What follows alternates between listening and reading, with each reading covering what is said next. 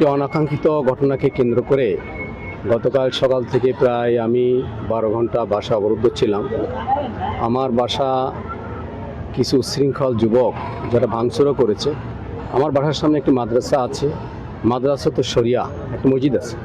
এই মাদ্রাসা মসজিদ প্রতিষ্ঠার ক্ষেত্রে আমি অবদান রেখেছিলাম। মালিক কর্তৃপক্ষ সব কিছুই জানে। মাদ্রাসার বিভিন্নভাবে কালেকশন করে সহযোগিতা করা, মসজিদের এসি কিনে দেওয়া, সহযোগিতা করা, প্রতিষ্ঠা লগ্ন থেকে আমি ছিলাম। আমি সার্বিক সহযোগিতা করেছি, এলাকার সকল মানুষ সেটা জানে। কিন্তু গতকাল যখন আমি অবরুদ্ধ হয়ে গেছিলাম, যেহেতু আমি নির্বাচিত এমপি, আমি বাংলাদেশ জামাত ইসলামীর জেলা আমির, অসংখ্য মানুষ কিন্তু এখানে আসতে পারতো। আমার কাছে হাজার হাজার মোবাইল ছিল, ঋণ ছিল, কিন্তু আমি কাউকে এখানে আসার অনুমোদন দেয়নি। এই কারণে যে যারা আজকে যে জনগণকে ভিন্ন মেসেজ দিয়ে ভুল বুঝিয়ে এখানে আনা হয়েছে, আমি চাইনি তাদের সাথে আমাদের সাথে কোনো সংঘর্ষ হোক। তারা আমাদেরই ভোটার, এদেশেরই জনগণ। আমি জনগণের বিপক্ষে কোনো ভূমিকা নিতে চাইনি। এই কারণে আমি নিজে ক্ষতিগ্রস্ত হলেও আমি ধৈর্য ধারণ করেছি এবং প্রশাসনের মাধ্যমে একটা সুরাহা হোক, আমি সেটাই চেয়েছি। এতে হয়তো অনেকে অনেক কিছু বলতে পারে যে আপনার এত বড় দল, 5 জন এমপি যশোরে, আপনারা কিছুই করলেন না কেন। কিন্তু আমি দেখলাম এখানে যদি আমাদের হাজার হাজার জনগণ চলে আসে, তাহলে এখানে এই সাধারণ জনগণের সাথে একটা হিসিং হবে, মাদ্রাসা কর্তৃপক্ষের সাথে হিসিং হবে। এটা আমি কখনোই চাইনি, কারণ আমি তো কওমি মাদ্রাসার পক্ষে, মাদ্রাসায় ছাত্ররা পড়ুকের পক্ষে কিন্তু আমি আছি।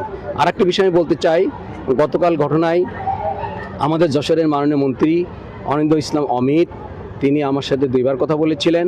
প্রশাসনকে দিয়ে এবং তার কর্মীদেরকে দিয়েও এই অনাকাঙ্ক্ষিত ঘটনা বা যে মব সৃষ্টি করা হয়েছিল, আমার বাসা ভাঙচুর করা হয়েছিল, তাদের নেতৃবৃন্দকে দিয়ে পরিবেশটা শান্ত করার তিনি চেষ্টা করেছেন। এই জন্য আমি মাননীয় মন্ত্রীকেও ধন্যবাদ জানিয়েছি। সম্মানিত সাংবাদিক বন্ধুরা, সবাইকে ধন্যবাদ। আজকে মিটিংয়ে আমাদের মাননীয় জেলা প্রশাসক এবং মাননীয় পুলিশ সুপার, আমাদের জেলা পরিষদের প্রশাসক ছিলেন, বিএনপির জেলা সেক্রেটারি দিলার হোসেন খোকন ভাই, তারা যে প্রস্তাব দিয়েছেন আমরা সেটাই মেনে নিয়েছি। আমি সেখানে বলেছি যে আমার কোনো ভুল ত্রুটি যদি থাকে তার জন্য আমি দুঃখিত এবং আমি মর্মাহত। আমার মেয়েটা সাইকিয়াট্রিক রোগী, সেও যদি কিছু ঘটনা ঘটাই থাকে তাহলে তার জন্য আমি মর্মাহত এবং দুঃখিত।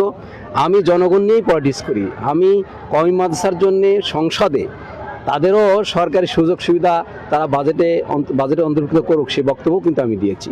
যাই হোক, এখানে যেটা ঘটনা ঘটছে, যে সালিশ হয়েছে বা যেটা মীমাংসা হয়েছে, আমি স্বতঃস্ফূর্তভাবে তাদের সেই মীমাংসাটাকে মেনে নিয়ে আমি সেখানে চলে আসছি। আমি তাদেরকে ধন্যবাদ জানাই। মামলার ব্যাপারে কোনো সিদ্ধান্ত? মামলার ব্যাপারে পুলিশ সুপার মহোদয় বলেছেন যে তারা এটা বিবেচনা করবেন, যদি উভয় পক্ষের একটি হয়েছে, অভিযোগ হয়েছে, সেটা তারা সুরাহা করবেন, এটা আশ্বাস দিয়েছে। আপনি কি মামলা করবেন কিনা এই বিষয়ে? আমরা একটা অভিযোগ করেছি থানায় গতকাল, কারণ আমার মেয়েও তো আহত এবং আমার বাসা যায়, আপনারা যাই দেখেন, বাসার অনেকগুলো গ্লাস তারা ভেঙে দিয়েছে, অকথ্য ভাষায় গালিগালাজ করেছে, এমনকি ড্রিল মেশিন দিয়ে আমার বাসার গেট ভাঙারও তারা চেষ্টা করেছিল। তবে আমি এই বিষয়টা ভুলে গেছি, যারা এগুলো করেছে তাদেরকে আমি ক্ষমা করি। তারা হয়তো ভুল বোঝার কারণে তারা সেখানে গিয়েছে, তারা হয়তো আসলে প্রকৃতপক্ষে ঘটনাটা জানে না, আমি তাদেরকে ক্ষমা করি।